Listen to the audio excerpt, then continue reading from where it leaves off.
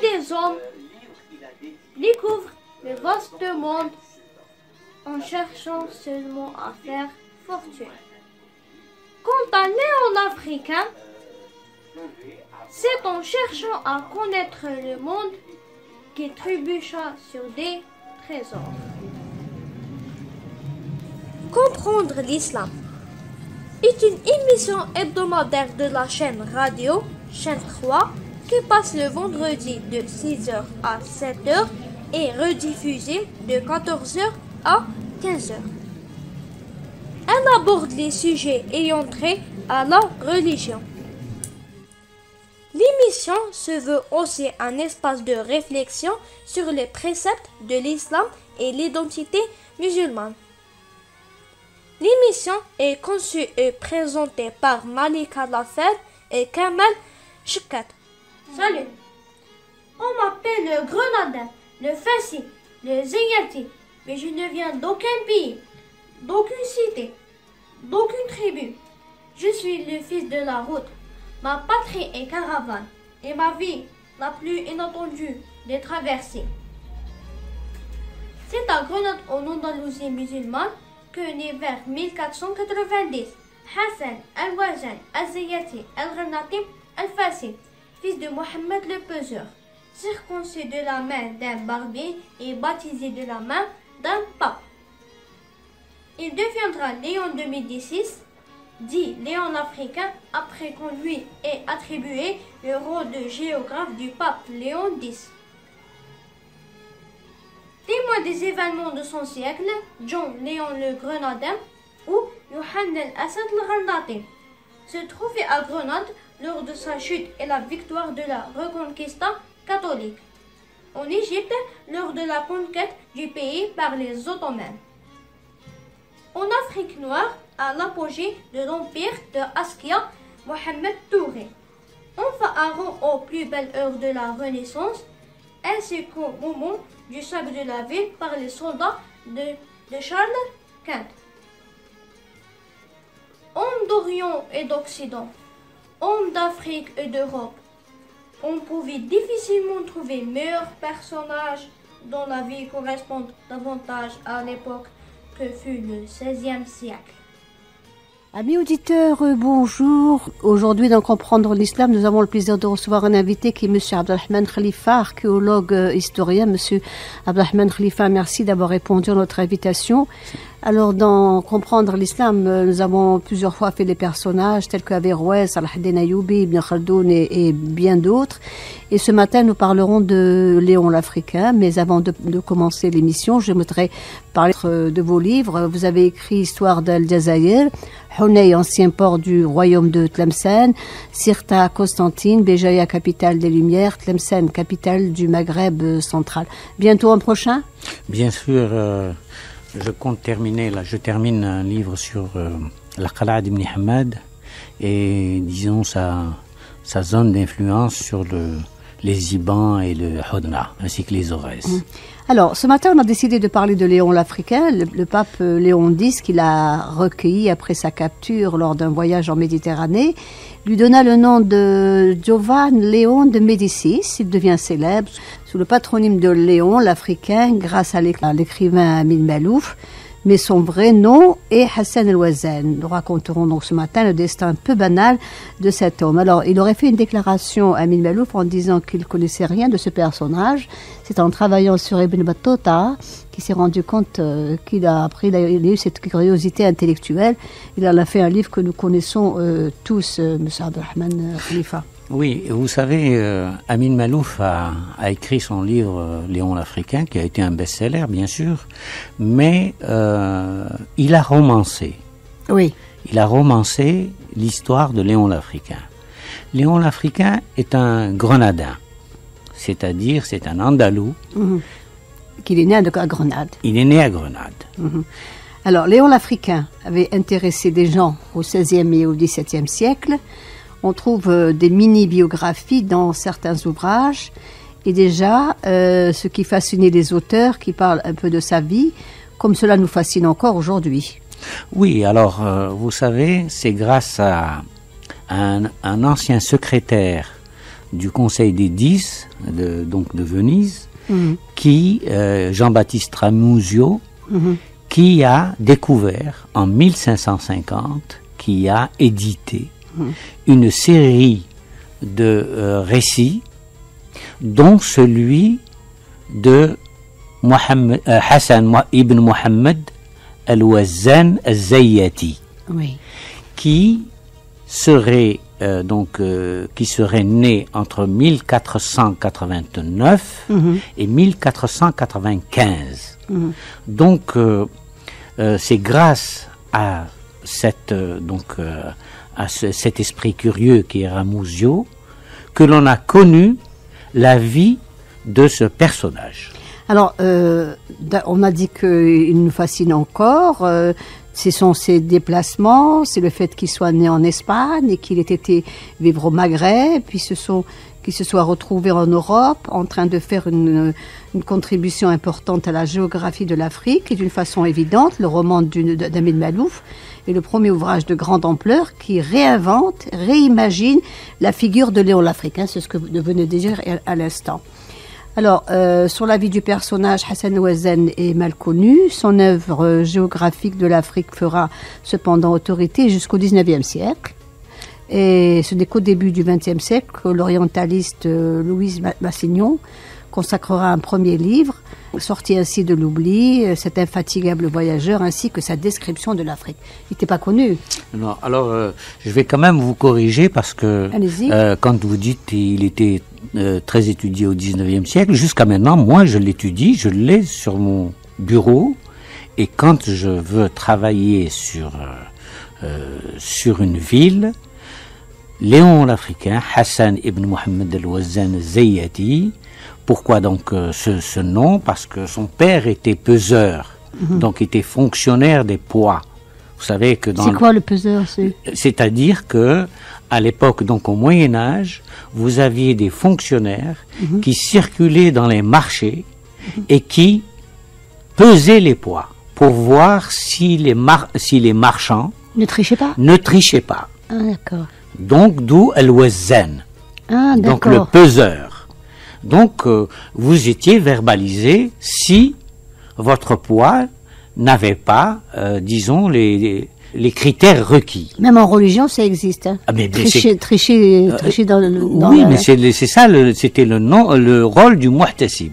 Hein, donc il contrôlait les marchands, donc que ce soit des marchands d'étoffes ou que ce soit des marchands disons pour les poids. C'est-à-dire, vous aviez à Tlemcen, vous avez jusqu'à maintenant à Tlemcen, au niveau du musée, une très belle coudée royale qu'on a trouvée dans la Caesarea de Tlemcen et qui était, si vous voulez, le maître étalon de tous les marchands. C'est-à-dire, il venait et il prenait la coudée. Il faisait donc, si vous vous rappelez, avant, nos anciens, nos parents mesuraient avec la coudée. C'est vrai, avec le coude. Avec le coude. Ils mesuraient avec le coude et c'était cela la mesure. Donc, Hassan al-Wazzan est venu très tôt. Est venu très tôt au Maghreb. C'est-à-dire que ses parents ont dû quitter la Grenade entre 1489 et 1495. Et vous savez que le 2 janvier 1492, Isabelle et Ferdinand, les rois catholiques, sont rentrés dans Grenade.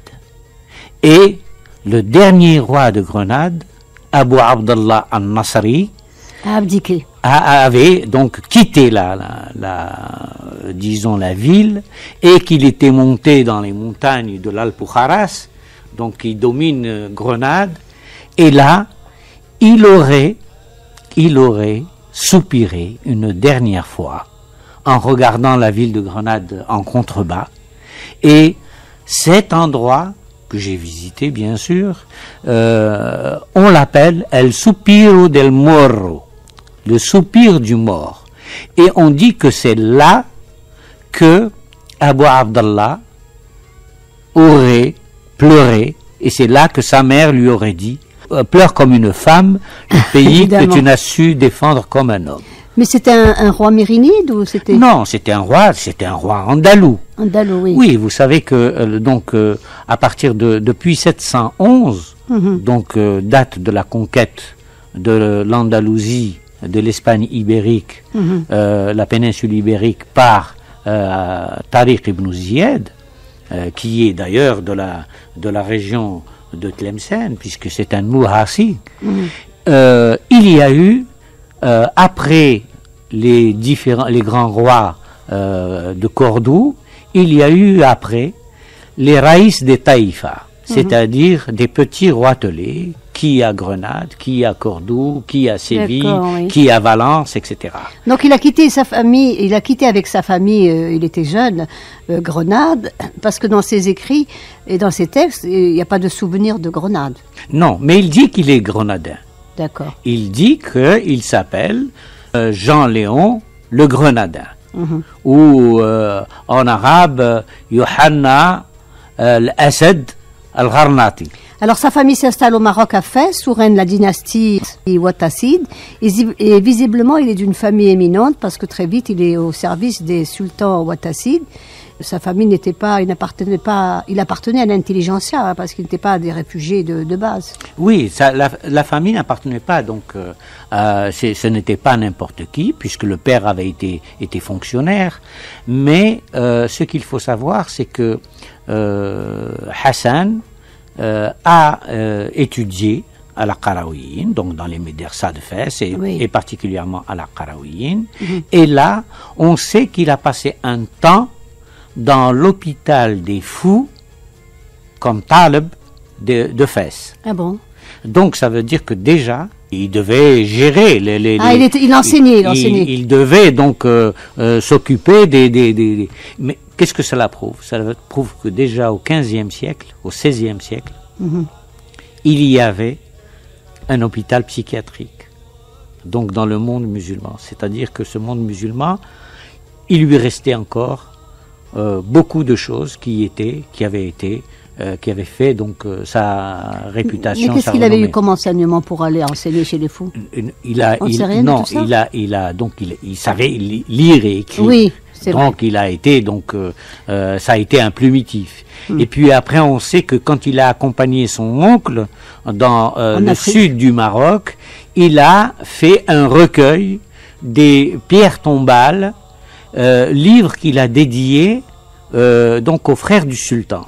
Ça veut dire que il était plus ou moins introduit et que ses écrits devaient avoir une importance dans la mesure où ils étaient dédiés à des princes.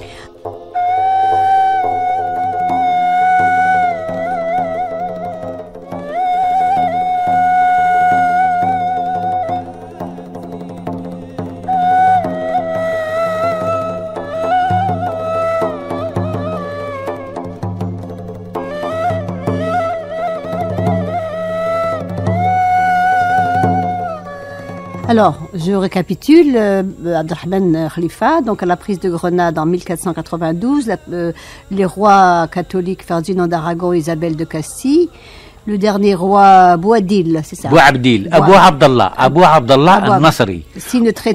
On a même coupé son nom, Bouabdil, c'est Abou Abdallah al-Nasri. Il signe le traité de capitulation et remet les clés de la ville. Les armées catholiques investissent Grenade et occupent le palais de l'Alhambra, symbole de la présence musulmane en Andalousie. Oui.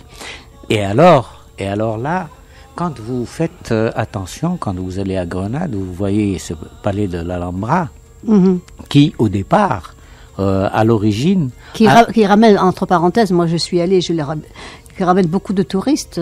Oui, qui ramène beaucoup de touristes. Maintenant jusqu'à minuit. Oui. On continue de visiter l'Alhambra. Et donc, je voulais vous dire que c'est Zawi, le frère de Bologhine, qui a eu comme fief, comme apanage, le Grenade. Oui. Donc ça veut dire que c'est un Hammadite, ou c'est un Ziride, plutôt, c'est un Ziride, donc une dynastie algérienne, qui a eu l'Alhambra comme fief. Et si vous voyez disons le palais, si vous visitez le palais, la devise des Nasrides, c'est Wala ghalib ilallah. Et vous voyez cette devise partout dans l'Alhambra, qui montre l'impuissance des musulmans de l'époque, parce que ils ne pouvaient s'accrocher qu'à Dieu, puisque du point de vue des armes, ils ont été battus par les forces chrétiennes. Mais toutes les dynasties finissent par dépérir. Hein. Bien sûr, elles dépérissent. Ça, c'est c'est ce que dit Ibn Khaldoun, bien sûr. Mais ce qui est sûr, c'est que ça a été une tragédie pour les musulmans de l'époque. Oui. C'est comme quand les pieds noirs sont partis d'ici. Ils sont partis en pensant revenir. Justement, donc c'est la fin de la vie andalouse et le début de l'exil des musulmans et des juifs séfarades, semés de se convertir ou de partir. 1492, si l'on se met du côté européen, c'est une année formidable, comme vous venez de dire. Oui. Mais du côté maghrébin musulman, c'est une année catastrophique, car c'est la fin de la péninsule ibérique musulmane, où c'était quand même un foyer de culture, et c'est aussi par là qu'est venue la culture lettrée au Maghreb, cette culture des jardins, des palais. Oui, absolument. Et il faut imaginer que certains musulmans sont restés.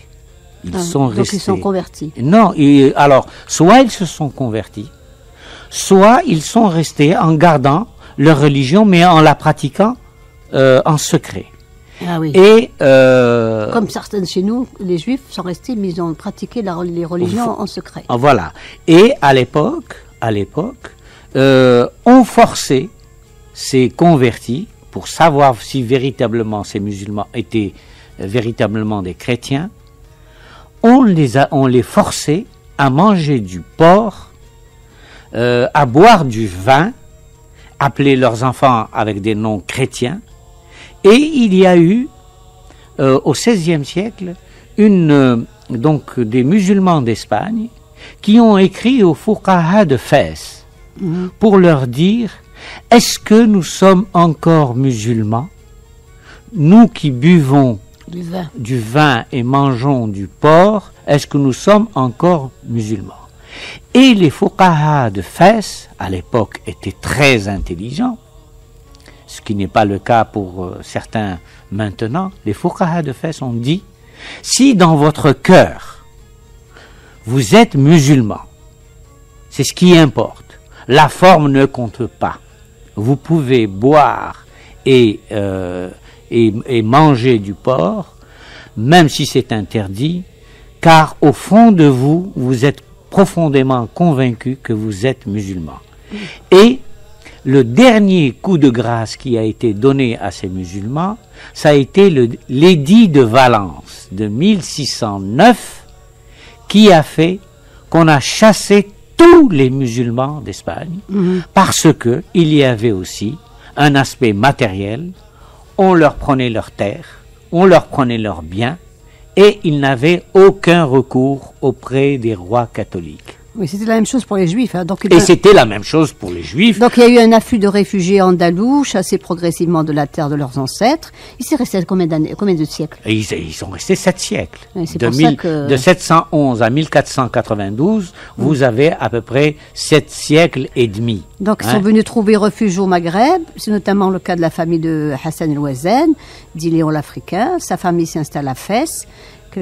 Quelques années, bien sûr, après la chute de Grenade, aux alentours de 1494 ou 1496. La date de l'installation de la famille de Hassan el-Ouazen dans cette grande capitale qui est Fès demeure incertaine.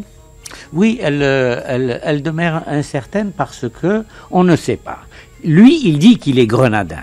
Donc, il a dû rester entre 1489 et 1495, les deux dates que l'on avance pour sa date de naissance. Mais ce qui est important, c'est qu'il trouve ici, donc au Maghreb, de quoi s'épanouir. La preuve, c'est que son oncle est employé, parce que vous savez, la plupart des Andalous qui étaient des lettrés, qui avaient une certaine technicité, que ce soit dans l'agriculture ou dans l'artisanat, ont été employés et, si vous voulez, représenter le haut de la société maghrébine. Et on a donc, par exemple, à Bougie, à Tlemcen, un grand nombre d'Andalous qui travaillent, qui sont secrétaires dans les cours royales, que ce soit des Mérénides, des Ayanides, des Hafsides. Ils sont là et ils sont acceptés parce qu'ils apportent une certaine technicité ou un certain savoir. Il faut retenir que Fès, à ce moment-là, est à la moitié du XIIIe siècle.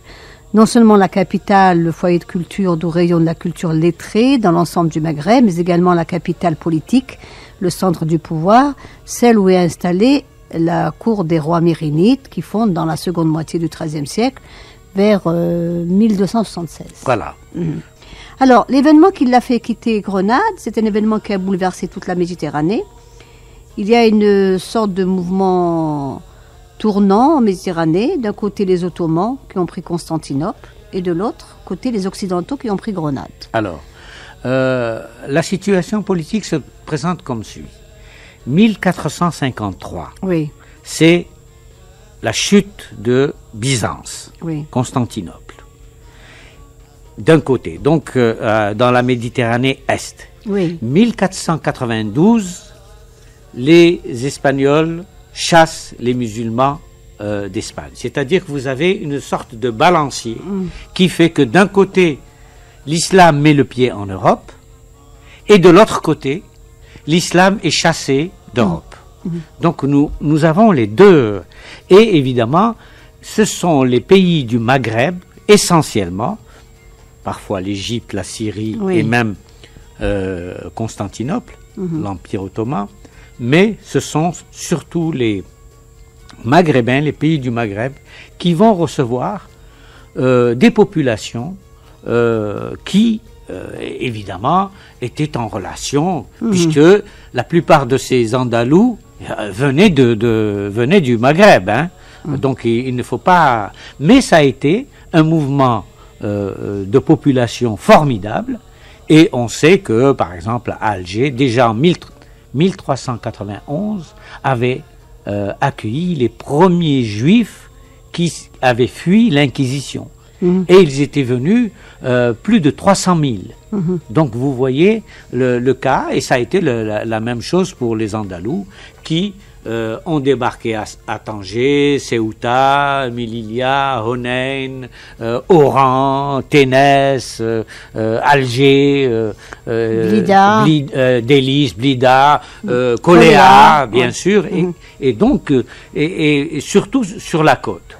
Et ce qui est sûr, c'est que Hassan ibn Mohammed al-Wazzan a dû ressentir, disons, cette tristesse d'avoir abandonné un pays dans lequel ils étaient installés depuis 7 siècles. Mais il était assez jeune, lui, quand même. Lui, il était assez jeune, mais ses parents devaient lui raconter, parce que on dit que la plupart des Andalous avaient pris avec eux les clés de leur maison, car ils pensaient revenir, parce qu'il y avait une rumeur qui courait à l'époque, qui disait que les Turcs allaient se battre, aider les Andalous pour eux. Et on sait d'ailleurs que les frères Barberousse ont aidé au rapatriement de ces Andalous qui venaient en force et qui avaient laissé la plupart de leurs biens.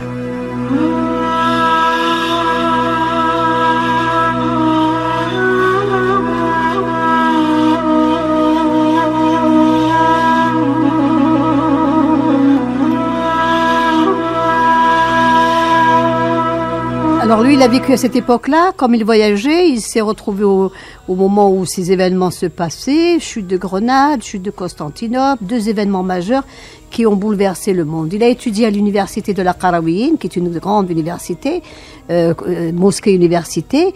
Lorsqu'il décrit Fès, ville de son enfance, il dit « J'ai arpenté ces ruelles et labyrinthes avec une multitude d'artisans, des notaires et des librairies. » Ça existe encore. Hein, oui, bien sûr que ça existe. Autour des mosquées, on gravait sur de la cire quelques versets du Coran. Formé dans des centres d'enseignement et de culture, il était d'un savoir religieux et juridique. Oui, alors il faut revenir à Hassan Loazen, qui a été donc, quand il a accompagné son oncle, à Tombouctou, c'est ça? À Tombouctou et partout où il allait, il prenait des notes. C'est-à-dire que c'était un fin lettré. Et il prenait des notes. La preuve, c'est qu'il a laissé un grand ouvrage que vous voyez là en 2 tomes, qui s'appelle Description de l'Afrique. Et il décrit tout le Maghreb, ville par ville, et l'Égypte. C'est sur les traces d'Ibn Battuta, donc, un petit peu. C'est sur les traces d'Ibn Battuta, mais lui, il a fait beaucoup plus qu'Ibn Battuta. Oui. Il a fait beaucoup plus qu'Ibn Battuta parce que Ibn Battuta, par exemple, quand il décrit son voyage de Tlemcen à Constantine, il ne donne que quelques, indices. Tandis que lui, il prend toutes les villes anthropologiques.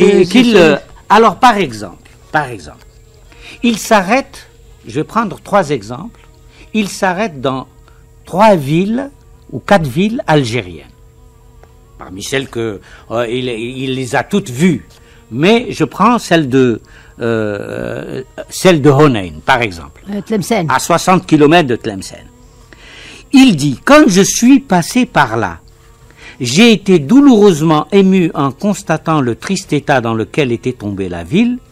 Je me trouvais avec un secrétaire du roi de Tlemcen qui était venu percevoir les taxes d'un navire génois, lequel apportait assez de marchandises pour approvisionner Tlemcen pendant 5 ans. Les droits que toucha le roi s'élevèrent à la somme de 15 000 ducats d'or, monnayés que le secrétaire me montra. Donc là, il dit, et de la même façon, il va à Mascara. Et à Mascara, il se fait voler sa bride, la bride de son cheval. Et le lieutenant du roi l'invite et lui redonne donc la bride qui lui avait été volée par des muletiers. Et Hassan Loazen dit, j'ai acheté des cordages. Donc il était à la fois négociateur et il était marchand. Ahmed Khalifa, on reviendra justement sur ses écrits qui ont beaucoup servi pour la colonisation du reste. Alors en espace de 10 années, il parcourt tous les pays d'Afrique du Nord, il se rend à la Mecque, puis à Istanbul. Oui. En 1518, de retour de son pèlerinage, un événement va littéralement changer son destin et influer sur le reste de sa vie. Il arrive de manière étrange à Rome, après l'Égypte. Il se retrouve par hasard après la chute des Mamelouks et l'arrivée des Ottomans. Alors, à Djerba, il se fait enlever par des pirates siciliens. Et lorsqu'il arrive à Rome, il est incarcéré. Il va rester à Rome dépourvu de sa liberté de mouvement pendant 1 an ou plus. Il va être aussi catéchisé et il est baptisé par le Saint-Pierre lui-même, Léon X, au Vatican. Et il reçoit le nom de ce pape Jean de Médicis, qu'on appellera après la suite Léon l'Africain. Pourquoi tout cet engouement pour ce personnage ? Pour arriver à Rome et aller jusqu'à la papauté, c'est quand même assez étrange. Non, c'est pas étrange. Mais vous savez qu'à l'époque, au XVIe siècle, la course battait son plein. Oui, et, oui, qu'il soit enlevé par des pirates siciliens, ok, mais qu'il arrive jusqu'à Rome. Pourquoi ? Parce que, vous savez, quand on attrapait sur un bateau des gens qui avaient une certaine culture, un etc., certain savoir, on l'emmenait à l'église. Non, on ne l'emmenait pas à l'église, mais là, il a été offert au pape Léon X, Jean-Léon de Médicis, parce qu'il avait sur lui cette description de l'Afrique. Ah, d'accord. Il avait donc ses notes. Donc, il paraissait... C'était pas n'importe qui. voilà, il paraissait un être important. C'est comme Cervantes quand il a été attrapé ici. On a demandé une très forte rançon parce que on avait trouvé sur lui des documents donc du roi de Naples, et c'est comme ça que il a été emprisonné ici. Alors, donc, il se retrouve au service du cardinal, il est devenu un homme très important à Rome. Léon va l'aider à étudier le Coran et à l'interpréter et à le comprendre. Alors, il va être d'abord enseignant à Bologne, il va être enseignant d'arabe, Oui. il va enseigner l'arabe, parce que c'était un parfait méditerranéen. Il connaissait de par ses parents l'espagnol, puisque il connaissait l'arabe, bien sûr. Il apprend l'italien et il écrit en italien. La preuve, c'est que cette description de l'Afrique, il va la faire en italien. En italien, il va l'écrire en italien sur la base de ses notes en arabe. C'est-à-dire que jusqu'à maintenant, nous ne connaissons pas son livre en arabe. Il est où? Il serait où? Eh ben, il est quelque part dans une bibliothèque, comme ce Ramusio qui, au départ, Jean-Baptiste Ramusio, non? Il peut être à l'Escurial, etc., parce que il avait beaucoup de livres. J'espère qu'il n'est pas au Mali. S'il était au Mali, au contraire, à la bibliothèque d'Ahmed Baba. Avec toute la destruction qu'a subi les bibliothèques aujourd'hui. Oui, mais c'est-à-dire que on ne pense pas, parce que Hassan Louazen, quand il est parti à Djerba, de Djerba, qu'il a été donc amené comme prisonnier en Italie, il avait avec lui ses documents. Oui. Et donc il ne les a pas laissés, à moins qu'il ne l'ait laissé une partie de son œuvre au Maroc. Mais là, nous ne savons pas encore. Il nous faudrait donc une découverte du même type que Ramusio pour dire qui est ce Léon l'Africain. On va essayer de dire un maximum de choses parce qu'il y a tellement de choses à dire. Alors la personnalité de Hassan el-Ouazen est le miroir de son époque, à la fois passionnante et tourmentée. Sa formation polyglotte fait de lui un esprit curieux qui s'est intéressé de près aux autres civilisations. À la demande du pape Léon X, qui voyait en lui le disciple d'un âge d'or du savoir et d'un digne représentant du dialogue de culture, Léon l'Africain va rédiger son œuvre encyclopédique, La description de l'Afrique. Que l'on peut acheter, elle a été traduite par Épaulard, en 2 tomes, vous voyez, deux gros tomes. Où est-ce qu'on peut se procurer cette édition? Moi, je les avais achetés ici, à la SNED, quand les librairies étaient bien fournies. Donc, j'ai eu cette chance-là de... Mais, pour terminer, c'est-à-dire que ces livres-là, c'était un véritable guide routier. C'est ça. Pour les marchands vénitiens qui allaient commercer en Orient. On verra plus tard pour la colonisation aussi. Et, plus tard pour la colonisation, pas tout à fait, mais disons que c'était d'abord un ouvrage pour les commerçants, puisque Alexandrie, Constantinople, etc. sont décrites. Et lui-même dit qu'il est passé ici à Alger et qu'il a été reçu par un notable qui a été envoyé chez le roi d'Espagne pour négocier le paiement d'un tribut que les Algérois devaient donner aux Espagnols.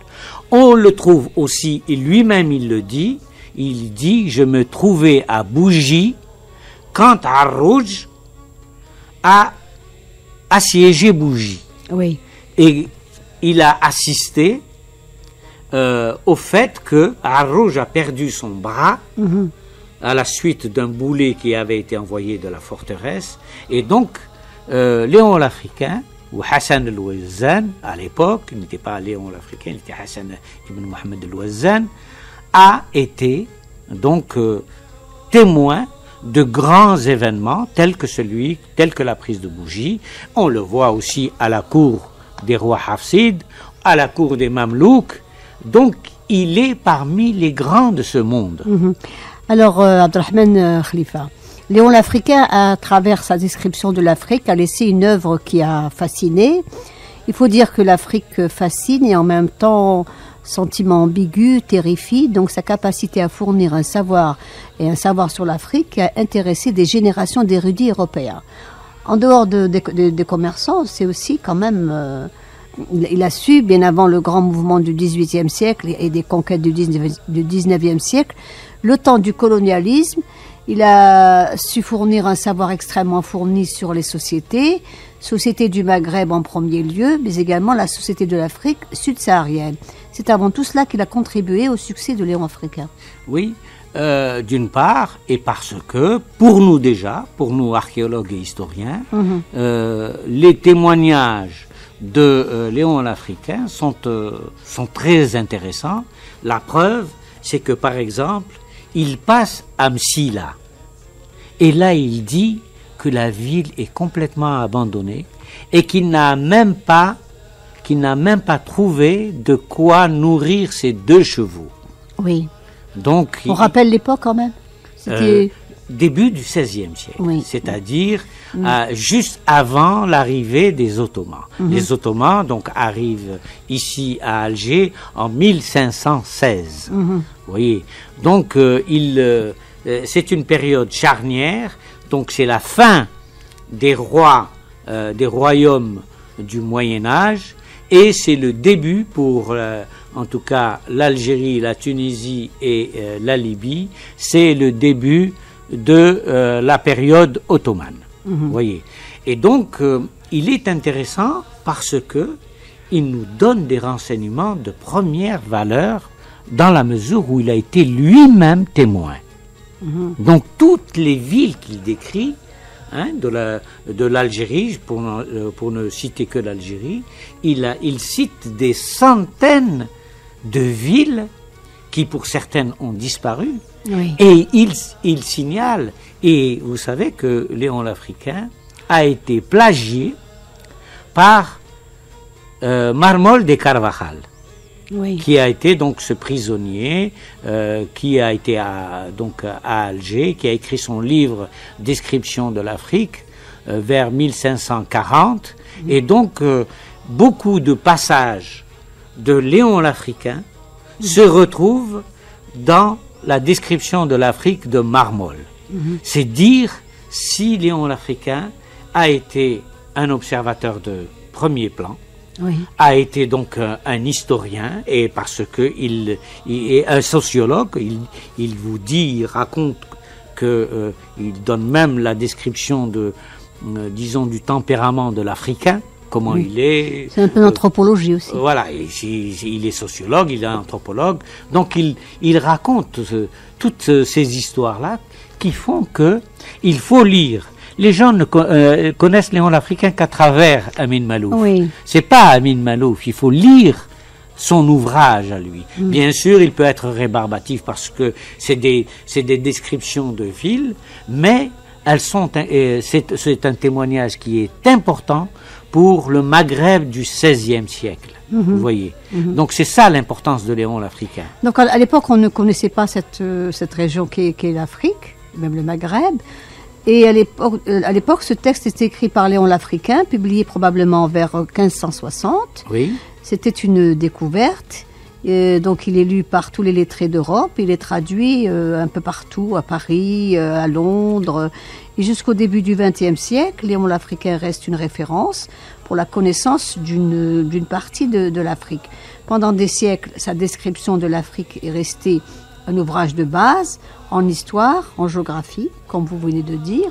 Elle a même été considérée comme l'unique ouvrage sur les sociétés africaines et musulmanes. Absolument. Et Léon l'Africain a été, si vous voulez, un peu plus loin que Sharif el-Idrissi. Oui. Sharif el-Idrissi qui a été le géographe de Roger II de Sicile. Au XIIe siècle. Oui. Parce que Sharif el-Idrissi, lui aussi, a été prisonnier, et donc c'est lui qui a fait le premier planisphère en argent pour les rois normands de Sicile. C'est-à-dire, vous savez, à l'époque, la géographie était une des sciences qui était la mieux maîtrisée par les musulmans. À savoir que il y avait une école cordouane, donc andalouse, de géographes. On peut citer Al-Bekri, Al-Idrissi, Ibn Khourdadbi avant, donc Al-Yaqoubi, etc. Et donc dans cette lignée-là, il y a eu une école de cartographie andalouse, puis après elle s'est déplacée à Majorque, et essentiellement aussi avec des juifs qui donc maîtrisaient l'arabe, etc. Puis cette école s'est déplacée vers Pise, Livourne, etc., l'Italie.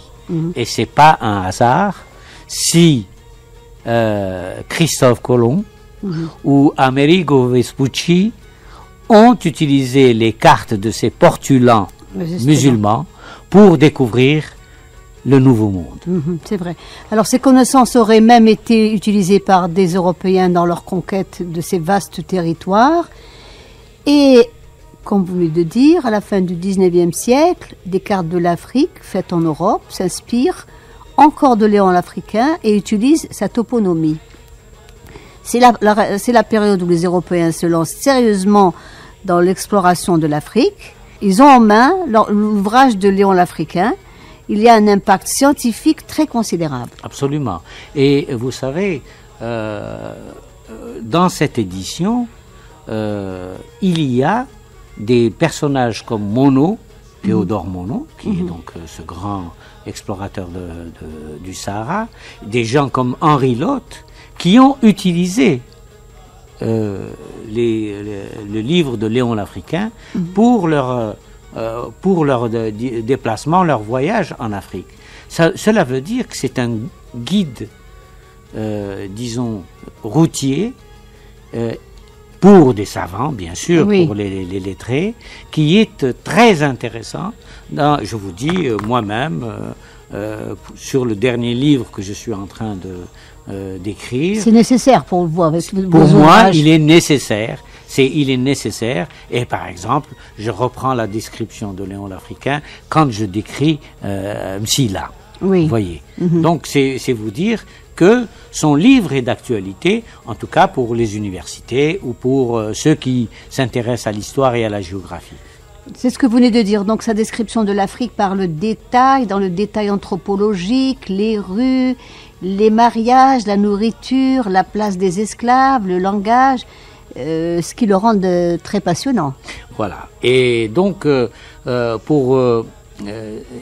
il a connu, si vous voulez, il a connu la postérité avec Amin Malouf. Paradoxalement, parce qu'on n'a pas été dans le texte, mais Amin Malouf a montré, si vous voulez, comment les musulmans étaient en position d'infériorité par rapport aux chrétiens, et c'est comme cela qu'ils avaient perdu l'Andalousie. Mais Léon l'Africain était un parfait polyglotte. Oui. On dit qu'il maîtrisait aussi le latin, donc l'italien, l'espagnol, l'arabe, c'est-à-dire que c'était un Méditerranéen moderne.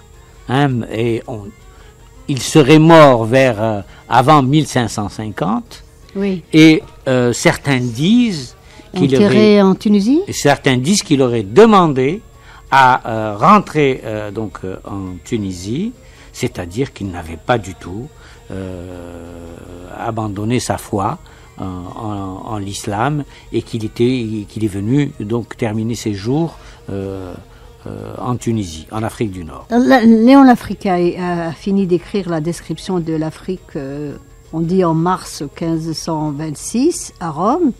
C'est une œuvre majeure. Elle ne sera publiée qu'en 1550. Lorsqu'elle est publiée, elle bouleverse dont les Européens écrivaient sur l'Afrique.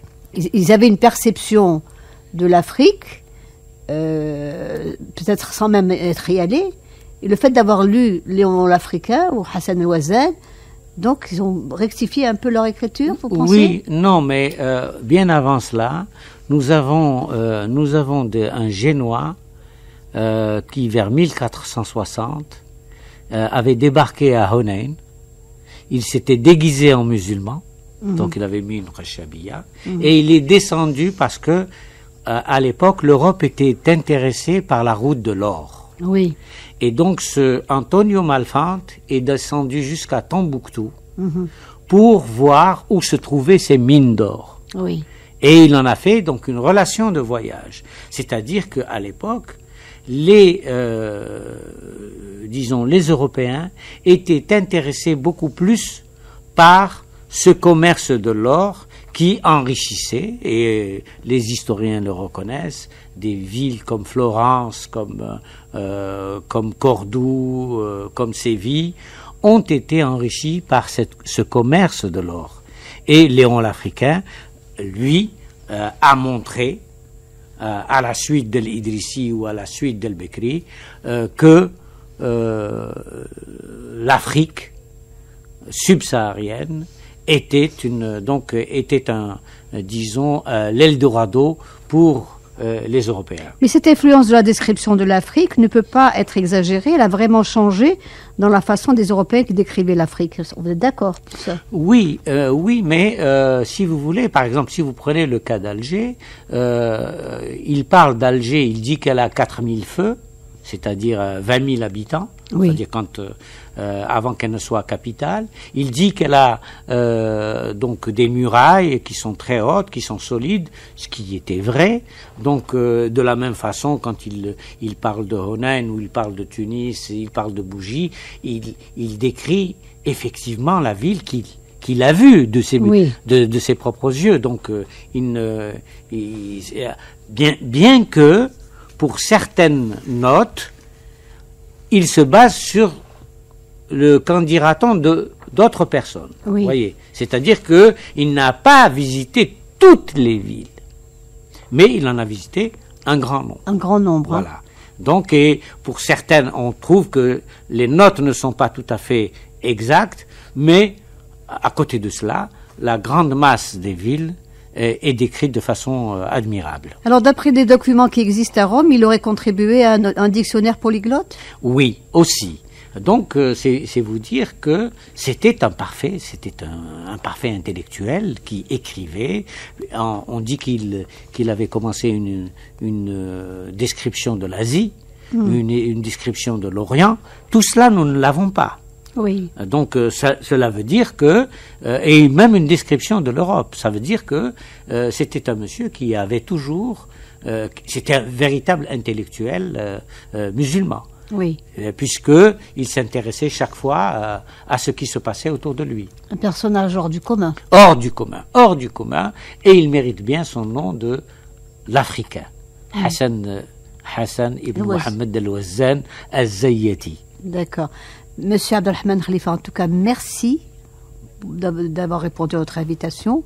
Archéologue, historien, vous avez écrit l'histoire d'El Jazaïr, Honein, ancien port du royaume de Tlemcen.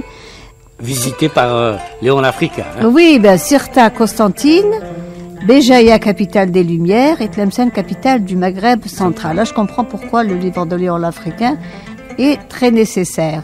Merci, amis auditeurs. Nous vous donnons rendez-vous la semaine prochaine. Et si vous êtes là, alors ce sera bien.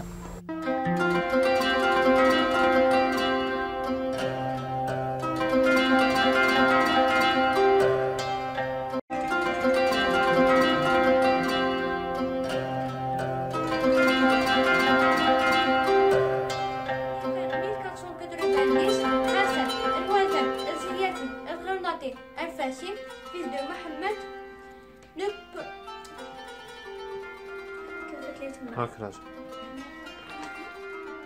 C'est à Grenade en Andalousie. هلا هلا تشوف ما تعرفش تعبطنيش ها انت رأت بعدها تفهم وانا خلنا نقبط هذه وصاير لا قالك بابا هاد يا عبد يا ما حبش تبوف كارونشو Il deviendra Léon de Médicis.